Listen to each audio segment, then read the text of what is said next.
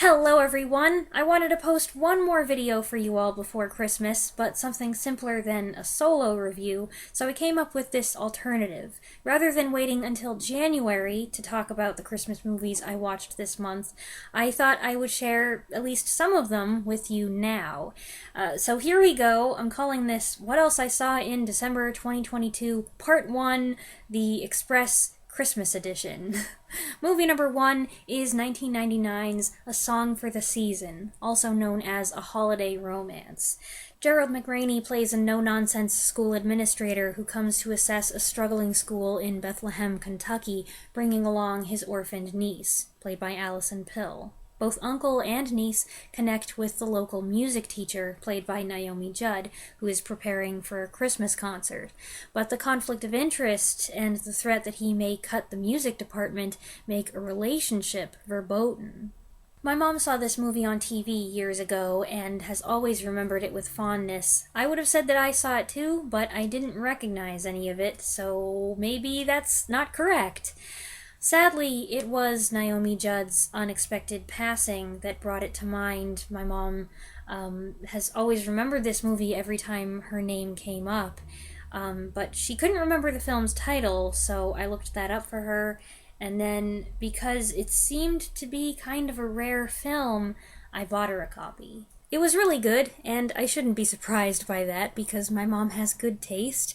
It's got humor, a charming, mature romance, because being older doesn't mean you can't fall in love, a handful of likable supporting characters, and a heartwarming subplot with the grandfather, an old war veteran played by Andy Griffith. The film is a touching one, and since my mom has an inexplicable affinity for movies about music teachers and struggling music programs, the storyline is right up her alley. It has some tear-jerking moments. If you watch it, maybe you should have a tissue handy, but it's emotional without being too sad. The emotion is paced out in such a way that it's never more than you can handle. All the leads give standout performances, and Naomi Judd has particularly great chemistry with both McRaney and Pill, and she and Pill sing a duet in the final act. Movie number 2 is from 1977, Emmet Otter's Jug-Band Christmas, a Muppets Christmas special that you can find on Prime right now, and it's the original version that includes Kermit the Frog's opening and closing narration. Emmet Otter and his ma are going through a rough patch but want to get each other something nice for Christmas, so they each secretly enter a talent contest hoping to win the prize money. It's a charming take on a well-known Christmas tale. Jim Henson's puppetry is unparalleled, of course, each character astonishingly expressive and imbued with distinct personality, from the cute furry critters to the rowdy gang from River Bottom. This was Henson's first production of such extensive scale, and it was sort of a trial run to see if they could pull off a feature-length film. And it's a good thing it was successful, because many of you know The Muppets Christmas Carol is one of my favorite Christmas movies, and tied with Alistair Sim's Scrooge for my favorite adaptation of Dickens' novella.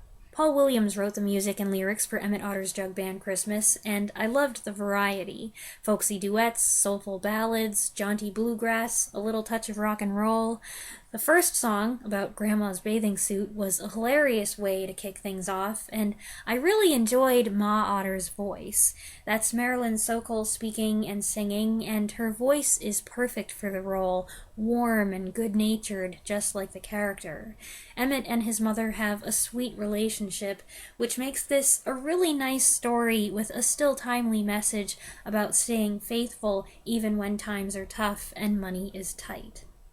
What is it about Christmas movies and music, anyway? I go the whole year and see hardly any musicals, not by design, it just happens that way, and then Christmas time comes around and bam, I see 4 music-heavy movies in a row.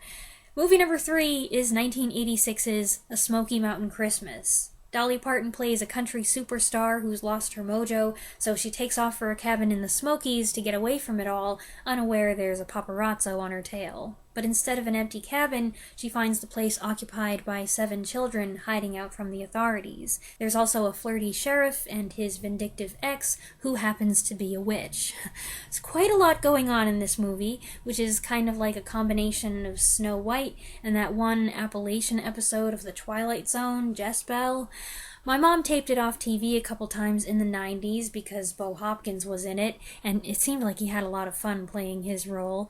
So I did see it several times as a kid. Neither of those old VHS tapes plays very well now, believe me, I tried them out. But fortunately, there's an upload on YouTube that's much better quality. It's a fun movie, directed by Henry Winkler, with cute and quirky moments, some funny stuff, a little romance. Lee Majors co-stars as the mysterious mountain man the kids are all afraid of. I guess it shows how long it had been since I last saw the movie that one of the only things that I thought I remembered, I actually remembered wrong. I thought his part was played by Kenny Rogers. Whoops! They did do several songs together, including a couple Christmas ones, but no movies that I'm aware of. Only a few of the songs in this film are holiday-related, but they're all good, catchy tunes. Dolly Parton's always a pleasure, as a singer, an actress, and just a personality, and she wrote most of the music herself. Movie number 4 is another one I had seen before, 1949's Holiday Affair. In this romantic comedy, Janet Leigh plays an undercover comparison shopper who gets found out by Robert Mitchum in the toy department. When he finds out she's a war widow doing this job to support her little boy, he decides not to turn her in and gets himself fired instead. Eventually, Leigh finds herself torn between easygoing, kind-hearted, but impoverished Mitchum and her staid, dependable boyfriend of 2 years, played by Wendell Corey. I've got to acknowledge that Corey's character, square that he is a good guy, but, you know, Mitchum is Mitchum. Also in the balance is her son Timmy, played by Gordon Gebert. I loved this kid. He's really the center of the film, and Gebert, who I've seen in a couple other things, gives a great performance. Mitchum is very natural with him, and part of that is the skill of the 2 actors, but I'm sure Mitchum also drew from his own practical experience as a father himself with 2 boys around Timmy's age. Gebert also has excellent chemistry and rapport with Janet Leigh as his screen mother who has a tight bond with him. It's an entertaining film, often funny, and both this cast and the Smoky Mountain cast end up before a sassy judge at one point, but as Christmas movies are supposed to do, I guess, it also has touching moments. I do find it runs on a bit in the latter section, but it counteracts that with a whirlwind of a wrap-up. And that's all I've got for you today. The first video in January will be part 2, where I'll talk about all the other movies I saw this month. But before that, stay tuned for the blooper reel next week. It's a doozy! I hope you enjoyed this video, but more importantly, I want to wish each and every one of you and your families a very merry and joyful Christmas. Thanks for watching.